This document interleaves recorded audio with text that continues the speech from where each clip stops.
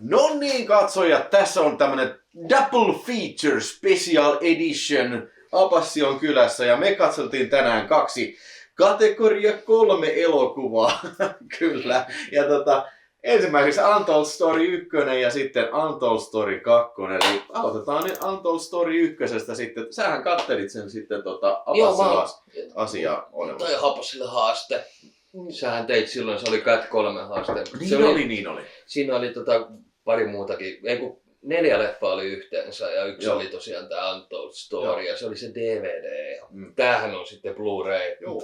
Eli tässä nyt katseltiin tämä 88 Filmsin tämmönen hieno Special Edition, Limited Edition setti, missä on sitten tämmönen booklettikin mukana. Mutta elokuvahan siis on vuodelta 1993 ja perustuu löyhästi tosi tarina. Kyllä. Ja tää on about näitä ehkä niinku tunnetuimpia tämän Cat 3 kategorian hongkongilaisia elokuvia. Ehkä ihan syystäkin kyllä. Pikaisesti juoni siis, että helvetin pahassa uhkapeliongelmissa oleva sukulainen tulee sitten käymään kylään omien, onko se nyt setä sitten? Niin, se ravintola. Niin tulee sinne ravintolaan ja onnistuu sitten siellä pelaamaan rahansa ja siellähän tulee sitten vähän sanaharkkaa, joka sitten johtaa murhiin. Eli tää sitten pisti niinku ton koko sen perheen lihoiksi se jätkä, kellä se uhkapeliongelma oli. Ja se, miten niistä lihoista pääsi eroon, oli se, että hän teki niinku näitä pelmeenejä, kiinalaisia pelmeenejä, tämmöisiä taikinanyttyjä. Niin, lihanyyttejä, possunyyttejä, barbecue-nyyttejä. Ja syötti siis asiakkaille niitä ja tää on ihan tosi tarina vielä, että ja siinähän se sitten alkaa jäämään kiinni ja sitten aletaan vähän niin kuin näyttämään, miten tämä kaikki kävi. Joo, eli tässähän on tuo niin Hong Kong-liisen kunkku, eli Andy Lau on tässä. Ei kun toi siis Anthony Wong. Niin. Anthony Wong näyttelee siis tätä tappajaa. Kokkitappajaa, kannibaali. Tai ei se itse niitä syö, mutta syöttää toisille. Ja sitten myös tässä on Killeristä tuttu Danny Lee on sitten tämä poliisipäällikkö. Joille yksi tuottajistakin. Joo. Niin ne sitten, nämä kytät alkaa tutkiin sitä ja se mikä tässä on hauskaa tässä se, että niinku, tää on vähän niinku komedia. Niin. Siitä Herman Lau ohjaama, eikö se ollut Lau? Joo.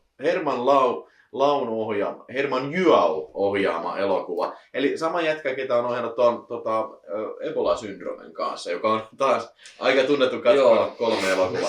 Mutta siis kuten niin toi Ebola-syndroomekin, niin tääkin on tämmönen komediallinen otos sitten tämmöisestä hyvin synkästä aiheesta. On ja siis mistä se komedia tulee on kyllä mun mielestä siis niinku, mitä siellä kyttälaitoksilla tapahtuu. Joo, siis nämä kytät on niinku täydellisiä idioita, täydellisiä sikoja. Siis ne ei edes yritä kitkeä naisvihaa kautta niinku misogyniaa pois tuolta. Joo, siis se on jotenkin ällistyttävää katsoa, varsinkin näin niin nykypäivänä. Siis nämä on ihan vitun rasvaisia kyttiä, ne koko ajan heittää niille naiskollegalle, heittää jotain tämmöisiä sovinistisia vitsejä. Niin, oot muuten aika pantavan näköinen, you are fuckable. Niin, ja sitten se, että vittu sulla ei kyllä yhtään tissejä ja persekin on ihan littana, mutta sitten nämä, ketä tämä Danny Lee tuo tänne, niin jumalauta, kun ne on hyvännäköisiä muijia.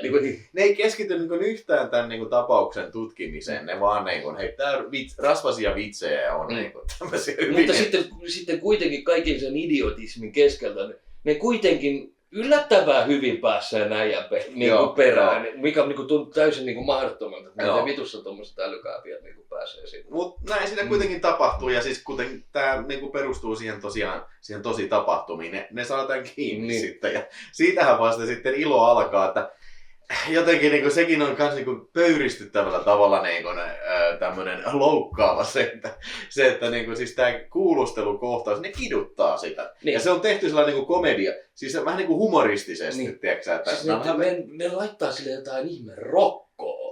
Että sen selkä alkaa rakkuloimaan. Niin, että se ei pysty makaa ja sitten ne pitää sitä valveilla sillä ja siis tää on kaikki esitetty sillä tavalla, että aikamoisia vekkuleita näin hytät on. Niin, että kyllä me tehdään kaikkemme, että me saadaan toi niin. No just Villen kanssa puhuttiin, että ei varmaan kestä mitään ihmisoikeus Joo. Mutta kuitenkin ne saa puristettua tämän tunnustuksen sitten tosielämässäkin. Mä en tiedä kuinka paljon tämä kuulustelu sitten tosielämästä on otettu ja se joutuu sitten linnaan ja siinähän sitten viimeisen ajan siellä sitten elokuvassa vietetäänkin siellä linnassa ja ei ole kauhean iloinen loppu tässä kuitenkaan. Joo, ja sitten se, kun tosiaan näytetään, mitä siellä tapahtuu. Niin. Että niin kuin voi sanoa, että niin kuin tuon selvempää Cat 3 elokuvaa ei ole Joo. enää olemassa. Mä väitän, että vittu niin kuin Joo, aika harvalla ihmisellä munaa lähteä tekemään tuollaista leffaa. Joo, ja Koska siinä on oikeasti 4 lasta, jotka kusee vuorotellen alleensa ja se alkaa niitä lihoiksi laittamaan siinä. Joo. Ja näytetään. joo. Pää lähtee, veri lentää. Joo, siis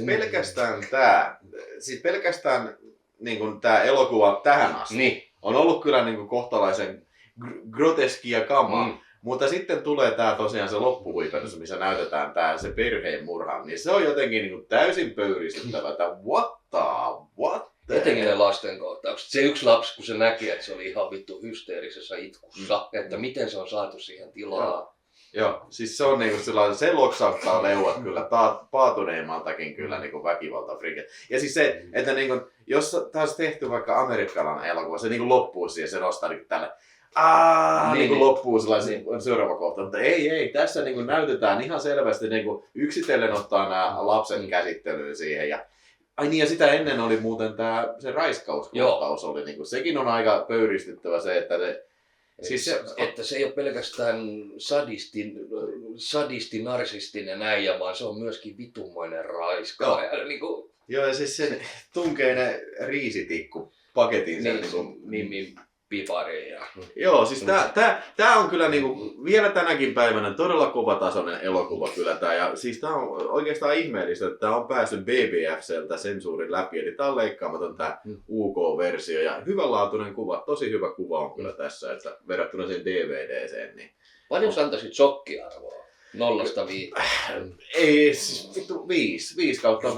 Ei tässä ole mun mielestä mitään kysettä. Mä annan 4,5, koska se on se yksi leffa, on vielä pahempi, missä se lapsi laitettiin sinne köysiin kiinni ja laitettiin elämänä palaamaan. Ja... Run and Kill. Joo. Siitäkin muuten tulla se Blu-ray. Oi saatana. Joo, se on okei. Mä tajuan sun pointin, mutta siis toisaalta tässä taas on enemmän myös näitä muita raakuuksia. Yes. Tää kannibalismi ja sit vielä se, että se on niinku esitetään tällä niinku komedisesti se, että kun nää kytäkki, kun ne ottaa niitä lihanyyttä, oikein niinku näytetään, että onpas muuten hyviä. Niin, ja sitten on kyllä lähikuolet. Vetää niinku, sillä oikein herkutellaan pitkään. Siis, niinku, joo, tää on sairas mutta hauska. Sanotaan näin, sairas mutta hauska ja vaatii kyllä niinku tosi niinku vahvaa vatsaa, että tästä voi nauttia. Joo, ja jos niinku sanotaan näin, että sulle tämmöiset ihan peruskauhu ja peruskomediat menee, niin tää ei ole ehkä sun juttu sit kuitenkaan. Että... Niin, että jos vähänkin tuntuu siltä, että nämä mitä me tässä juteltiin, niin ne voisi olla rankkoja nähdä elokuvassa, niin meidän jutut ei kyllä tee oikeutta sille, että kyllä ne on rankkoja tässä. Se oikeasti niinku se kyllä, mä voin sulle sanoa, että sä ekan kerran näet tämän lopun, niin aivan vitun varmasti niin kuin oikein syöpyy sun verkkokalvoille, mitä siellä on tapahtunut ja varmasti muistat sen. Aivan varmasti. Tähtiä. Mä annan tällä tähtiä 4/5 elokuvana, koska tää on ihan niinku sarjamurha ja elokuvanakin vitun hyvä. Ja sitten tosiaan se, että lähestyttiin niinku komediallisella niinku keinoin tätä vitun rankkaa aihetta ja vielä, että miten ne on kuvattu vitun rankasti. Ja siis tää toimii komediana. Tää on oikeesti ihan vilpittömästi hauska elokuva. Mä sanon, että etenkin se Danny Lee, kun se tulee joka kerta, kun se tulee sinne kyttäasemaan, sillä on joku uusi puolialaiston muija mukana.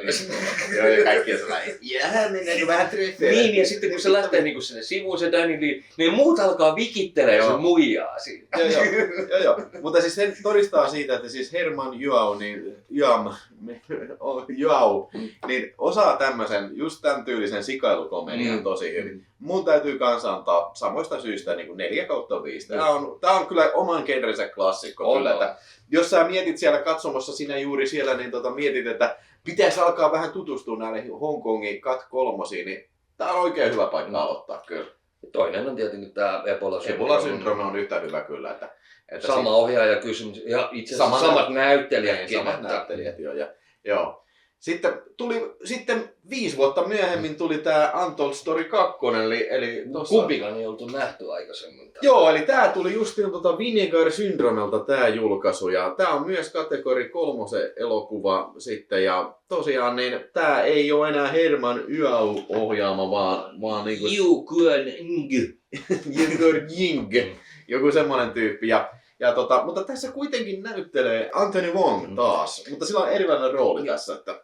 Se on poliisi. Niin, Anthony Wong on tässä sitten poliisi, eli sama jätkä, mikä tässä oli se tappaja, niin se on nyt poliisi. Ja tässä on vähän niin kuin samanlainen juoni, että se on semmoinen nysvery aviomies sitten. Joo, millä liitto menee päin vittuun ja sitten tulee semmoinen mysteerimimmi sitten kuvioihin. Tässä oli se vaimon serkku, niin se tulee niin kuin Kiinan sieltä mainlandilta, tulee Hongkongiin ja se tulee tekemään jotain duunia. Niillä on yllätys, barbecue-ravintola siellä.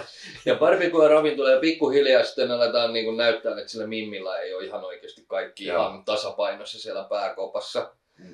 Lähtee siitä liikkeelle, kun se juna-asemalla on, kun se sytyttää, heittää ne maalit ja yrittää sytyttää tuleen se näin. Eikö mimmi se muija siellä. Niin. Joo. Ja siitä se sitten lähtee ja sitten käy niin, että hänen sitten se vaimo niin sanotusti murhataan tai se murhaa sitten se serkku. Se pahismimmistä murhaa sitten sen serkkunsa ja sitten aletaan vähän näyttää, että miten se äijä ei voi hyvin enää. Että se äijä on niinku ihan täysin epätasapainossa. Se ei ja tässä on niinku hyvin löyhä linkki sitten tähän ensimmäiseen, että kun ne tää serkku murhaa sen serkkunsa, eli tämän nysverön vaimon, niin totta kai ne pistää sen palaan, se pistää sen barbecue-grilliin. Joo, ja nyt ne grillaa. Niin, ne grillaa. Ne ei tehdykään siitä dumplingeja, vaan nyt ne grillaa. Ja sitten näytetään, kun tää Anthony Wong tulee sinne syömään ne ravintolaan. Ja sitten näytetään koko ravintola. Mutta ihmeellistä luuta siitä. Parasta barbecue ikinä. Niin, ja sitten seuraavassa kohtauksessa se tulee sinne, että vittu mun täytyy mennä paskalle, kun sulla vatsaa vittu ripun. Joo, eli... Okei, tää yrittää vähän olla samanlainen komedia kuin toi ensimmäinen, mutta tää on ehkä enemmän tämmönen niinku thrillerityylinen, vähän tämmönen nuori naimaton nainen. Sekopäinen nainen hallitsee leffa ja tää ei niinku siis lähtökohtaisesti ole mitenkään yhtä kiinnostava kuin tää ensimmäinen sitten. Ja siis mun mielestä se suuri ongelma on tässä, että tää kestää liian kauan käynnistyä.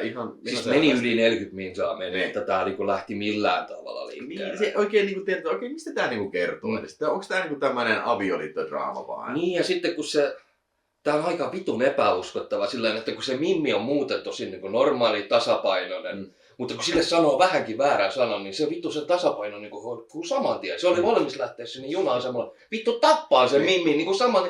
Kunhan se vaan vähän niinku paskalla tuulella niinku sanoi sille vähän vastaan. Niin, että miten se on elämässä selvinnyt tuohon. No siinä kyllä selitettiin siinä, että niinku tää muija oli niinku massamurhaajan silminnäkijä ja se oli mielisairaalassa, oli 8 vuotta. Nyt se oli päästetty pois sieltä. Että se ehkä vähän selvittää sitä. Joo, mut siis... Olikohan tässä niinku annettu ehkä ymmärtää, että se oli yksi niistä, tiedätkö, tämän ykkösosan massamurhan niistä... Kun sehän se viimeisen lapsen, niin se ei tapa sitä vaan. Niin, että se olisi jäänyt sitten... En mä tiedä, se on pretty thin, koska niinku, ei tossa niinku sillä, ei sitä kauhean niinku alleviivattu siinä sitten, että se olisi ollut näin, mutta niinku, joo. Tää oli enemmän, tiedätkö, tässä ei ollut mitään muuta kuin se ruokailu, mikä yhdisti periaatteessa niinku nämä 1 ja 2. Enemmän tää olisi voinut olla joku auditio. Niin. Ja siis... Se, että niinku, miksi tämä on kategori 3, niin okei, tässä on muutama aika tämmöinen hongkongilaisen tapaan, tai Hongkongis tasolla niinku, aika raju seksikohtaus sitten, ja sitten myöskin se, että tässä on se yksi silpomiskohtaus, kun ne pistää sen ruumiin palasit, mutta se ei mitään niin raffia kuin tässä, niinku, ei mitään niin päräyttävää, ja siis tämä äijä tää Yunkuen, niin se ei ole läheskään niin hyvä, tiedätkö, tämmöinen komedian ja groteskin materiaalin tasapainottaja kuin sitten tämä Herman Jou, että niin ei tää vaan niinku rullaa sillä samalla tyylillä. Ei tää paska nyt varsinaisesti siis sillä, kyllä tää mielellään katto, mutta niinku, ei tää nyt jää mitenkään mieleen siinä mielessä, miten mä väitän niinku, että pari vuotta, niin mä en muista tosta oikeastaan. Ei muista mitään. Muista, että mä sen on nähnyt. Että on Untold Story ykkösestä. Aivan vitun varmasti tuu muistamaan. Joo, tätä ei voi unohtaa kyllä tätä teosta. Että niin kuin, näin niin kuin loppuun voi sanoa, no mä ainakin, no mitähän mä antaisin tässä? 2 tähteä. Puolitoista. En mä tiedä. Mä ehkä antaisin 2,5. Että kyllä siinä... Anna 2 tähteä. Mä en oo viitti olla kovinkaan, tiiäksä, niinku ilkeä kohtaan kuitenkin niinku... Tossa oli puolensa tossa leffassa, mutta tosiaan se alku, kun se oli hidas. Et siinä ei tapahtunut muuta kuin se juna-asemakohtaus niinku ensimmäisen 45 minuutin aikana. Niin, mutta toisaalta taas siinä oli ihan hyvät näyttelijät ja oli hauska nähdä Anthony Wong taas ei joo, nyt niin sillä oli vähän, se mun mielestä näytti jopa vähän joltain hipsteriltä, kun se tuli sinne paikalle kunnon niinku tukka värjättynä. Mutta et voi sitä kiistää, etteikö tää ollut hyvä näyttelijä tää muija, mikä tässä oli, siis oli. tää psykomuija. Se oli ihan hyvä. Se oli muuten aika hyvän näköinenkin ja ne molemmat muijat oli tässä aika hyvän näköisiä, joten 2,5 muuta kyllä ja oli hyvä seksikohtauskin. Niin. Mitäs julkaisit? No siis mitäs kuvalaadut oli? Molemmissa on todella hyvä tosiaan tätä aikaisemmin niinku Untold Story 1 nähnyt niinku DVD:nä, joka oli oikeesti niinku se näytti niinku hyvänlaatuiselta VHS:ltä se kuvanlaatu ja sitten se suuliikkeet tällainen ei mennyt millään synkässä sun muuta ja sitten ei meinannut teksteistä saada mitään selvää. Tää oli siis vittu mikä julkaisu. Mä oon kyllä niinku helvetisti parempi kuva. Ihan vitu hyvä kuva ja kaikista sai tosi hyvin selvää ja aion kyllä itselleni hoitaa kyllä ihan vastaavan julkaisun. Kannattaa. Hei, mä pistän linkkiä sinne kuvaustekstiin, mistä nää voi hommata sitten. Ja ekstroja, jos niistä vielä sanoo, niin niitähän me nyt ei katsottu tässä, mutta ei näissä molemmissa kausti ekstroja ole, että se on kommenttiraita ja sitten tässä oli vielä muutama haastattelu tässä, mutta niin kun, ei nyt mitään voi puhua mistään ekstra niin kun, Tuossa on se viihkonen mukana. Siinä on se viihko, mutta tämä on se limited edition, niin siitähän tulee se perusversio sit, missä ei tätä pakettia ja vihkoa sitten. Niin, mutta joo, ei kai siinä tämmönen venkuli pieni iltama sitten näistä kategori 3 parissa. Että... Me ollaan seuraavaankin iltaan jo valittu. Niin, Cat 3 leffoja. Niin... Tässä on se Black Cat.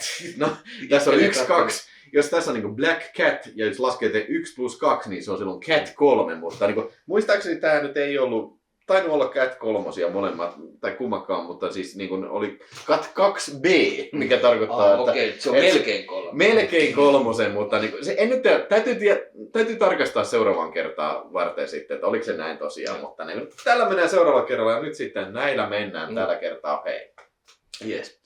Ei mitään, kiitoksia sinne kotikatsomalta jaksoit katsella ja nyt sitten katso tästä seuraavaa videota sitten, niin palataan seuraavassa kerrassa asioihin, vekkuleihin. No niin, morjes. Se on moro.